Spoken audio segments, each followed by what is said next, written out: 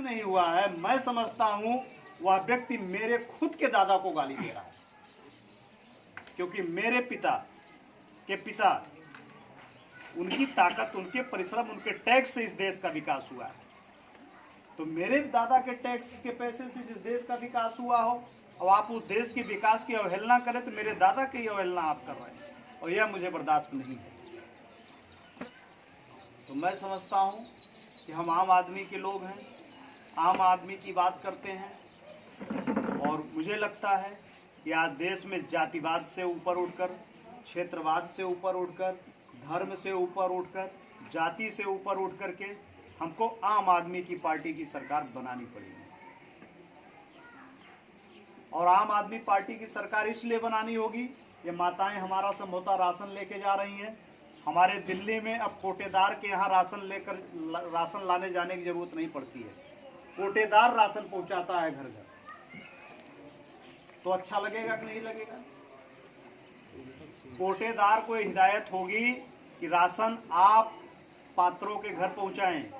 ये दिल्ली की सरकार ने करके दिखाया है, हम चाहते हैं यहाँ भी हो। ये बुजुर्ग पीछे खड़े हैं, ये भी माताएं भी बुजुर्ग हैं। 3000 रुपया अगर महीने का वृद्धा पेंशन, विधवा पेंशन मिलने लगे, अपने यहाँ 500 मिलता, वो 5 महीना बाबूजी के चक्कर लगाइए, कुछ कमीशन दे दीजिए तो मिलता है। तो हमारी जो दिल्ली की सरकार ने करके दिखाया है, हम चाहते हैं कि हम उत्तर प्रदेश में भी ये काम करें। तो ये बात अच्छी रहेगी कि नहीं रहेगी? 200 यूनिट बिजली फ्री मिलने लगेगी तो अच्छी रहेगी कि नहीं रहेगी? बसों में हमारी महिलाओं के लिए यात्रा फ्री, जैसा हमने दिल्ली में करके दिखाया, हम यहाँ भी करना चाहते हैं।